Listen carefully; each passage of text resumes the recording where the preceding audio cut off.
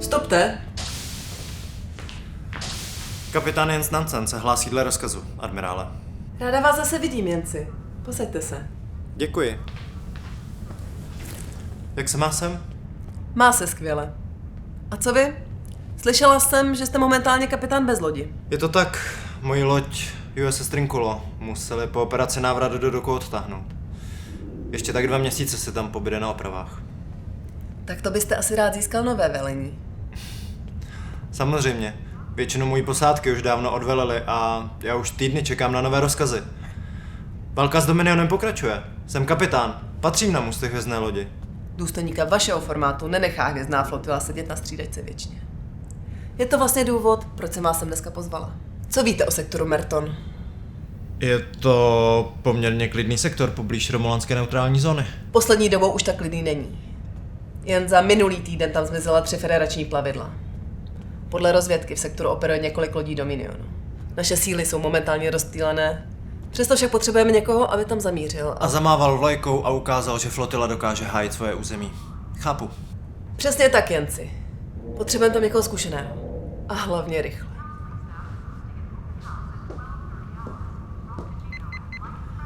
Tohle je USS Minneapolis, nejnovější loď třídy Norway.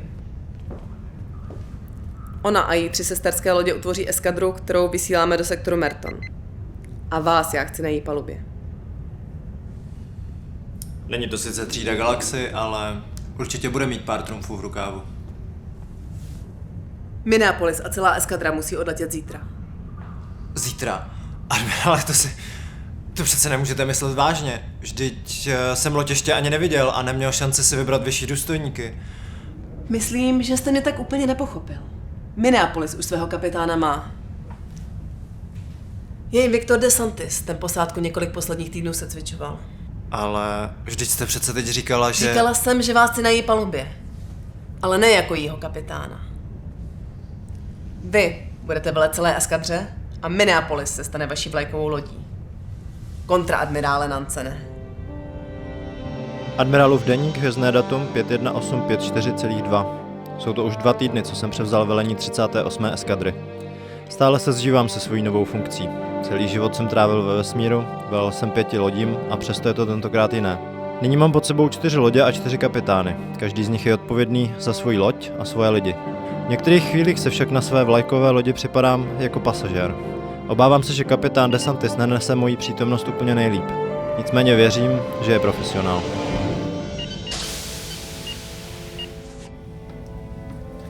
Admirál na můstku. Seďte, kapitáne. Je to vaše křeslo. Jak probíhá naše cesta? Loď šlape skvěle, admirále. Za 24 hodin vstoupíme do sektoru Merton. Pošlete zprávu kapitánům lodí San Jose, Luanda a Nuuk, ať se za hodinu dostaví na palubu Minneapolisu. Nadporučíku, Ano, pane. jaké máte plány s eskadrou? To bych raději probral se vším najednou.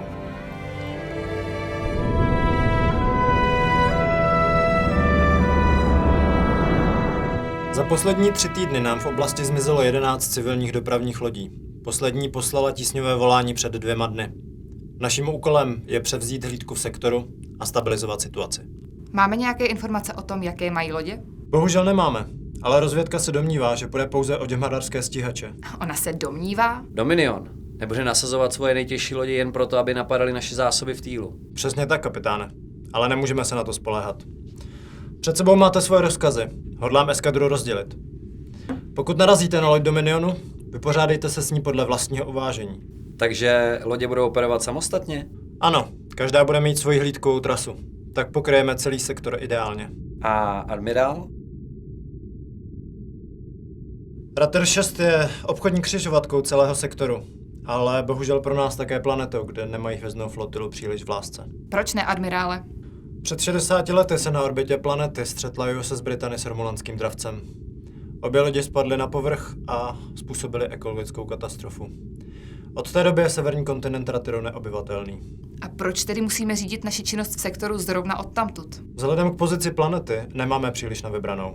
Neměli tam poslat spíš nějakého vyjednavače? Za ideálních podmínek, ale specializovaného vyjednavače bohužel nemáme. Nejvíce diplomatických zkušeností má kapitán Teplur. Vy se svojí lodí poletíte přímo k Rateru. Rozumím, admirále. Ale pořád je to důstojnice hvězdné flotily. Znovu se potvrdí staré vulkánské přísloví. Jenom Nixon může do Číny.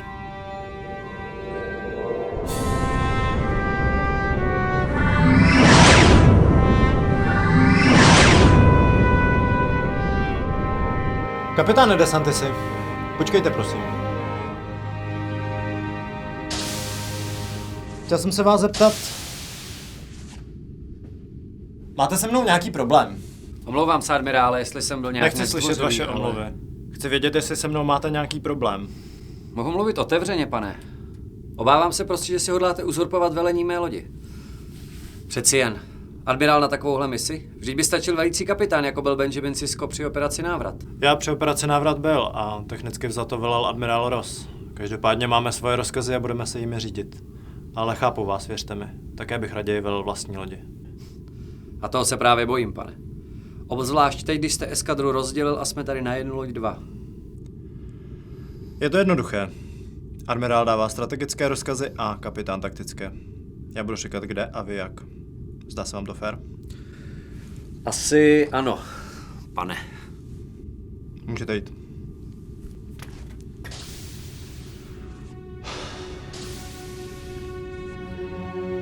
Kapitánův deník.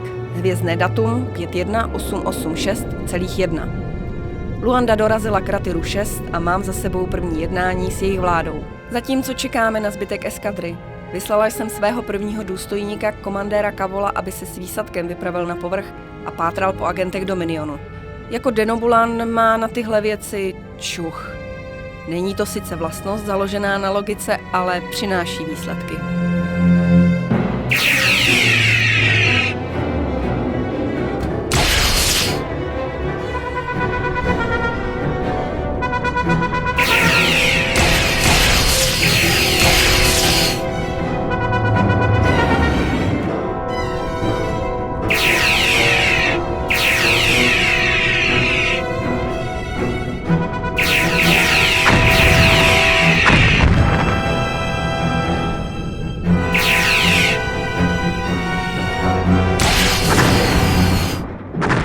Přímý zásah do gondoly na pravoboku. Ztrácíme rychlost. Opětujte palbu phasery. Připravte kvantová torpéda.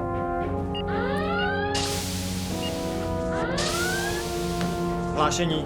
3 lodě jsou zničeny, zbývá poslední. Štíty na 15%. Přímý zásah do trupu. Štíty selhávají. Torpéda jsou připravena. Máme jen jedinou šanci. Zaměřte se na jejich příď. Ruším ten rozkaz. Zaměřte se na spodní část trupu. Admirále. Splňte rozkaz. Ano, pane.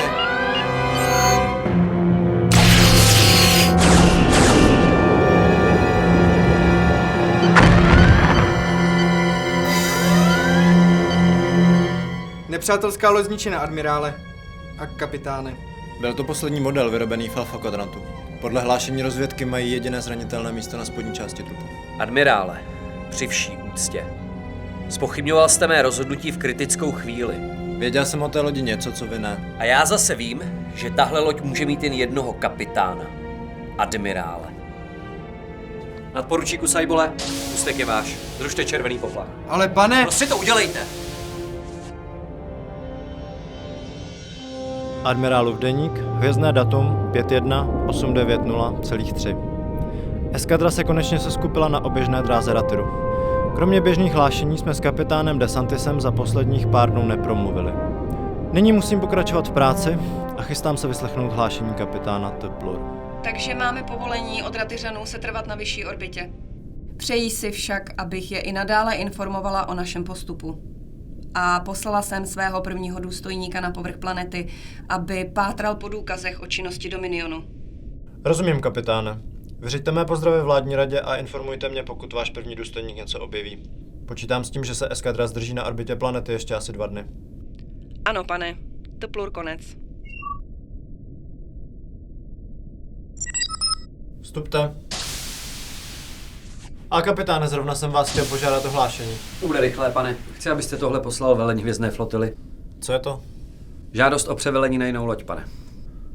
To myslíte vážně, kapitáne? Naprosto, admirále. Ale flotila vám jinou loď jen tak nedá. Velíte teď z Brusonové. To je právě ten problém, admirále. Já té lodi nevelím. Dobrá. Ale jsme uprostřed mise. Bude nějakou dobu trvat, než vás budu moct uvolnit. A do té doby budu plnit svoje povinnosti jako důstojník hvězdné flotily, pane. Můžete jít.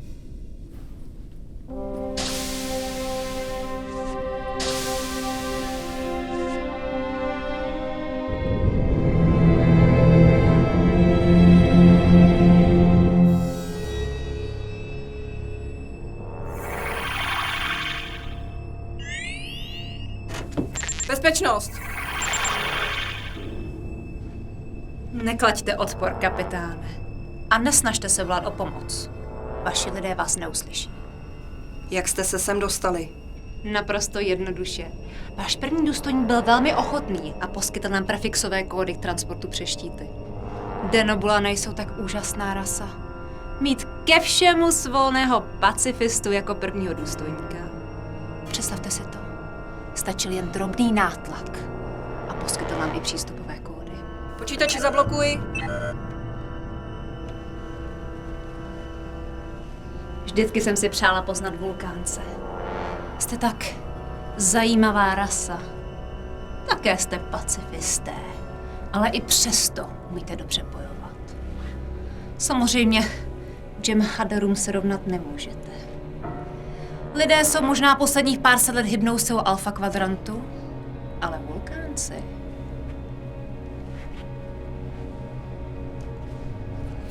Ty věřím jsou jeho mozkem. Kdybych vám teď pohrozila, že zabijí celou vaši posádku, když mi nezpřístupníte palubní počítač, udělala byste to? No jistě, že ne. Skrze něj bych totiž mohla napáchat podstatně více škody. Tím pádem jsou lidé ve vaší posádce jen pouhými čísly. Jen statistikou. Potřeby většiny převažují nad potřebami menšiny. Je to tak? Proto vám nehodlám ani nějak vyhrožovat, kapitáne. My máme i jiné metody. Počítači, transportuj na povrch všechny, kdo nejsou v této kajutě.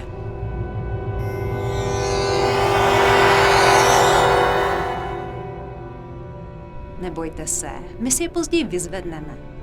Nemám potřebu likvidovat možné zdroje informací. Transportujte zbytek našich lidí na loď. A obsaďte ji. Můstek je náš.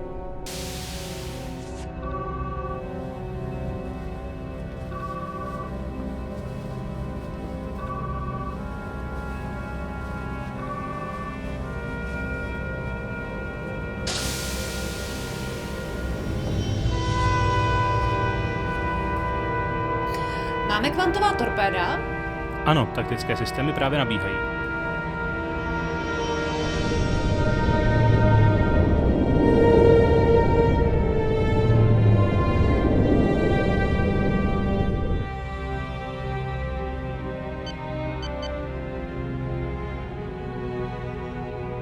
Kapitáne, Luanda se vychýlila z kurzu.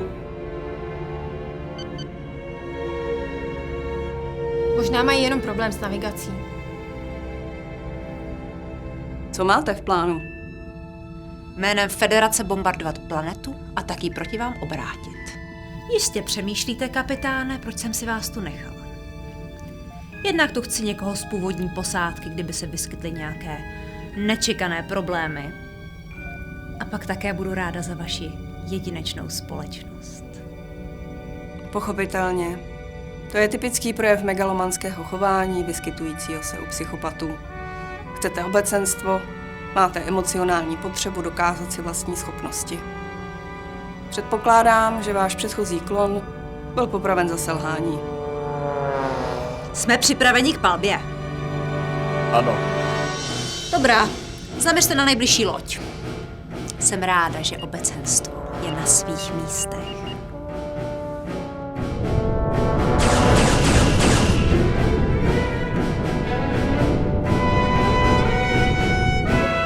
Kapitáne, Luanda vypálila torpéda. Kam?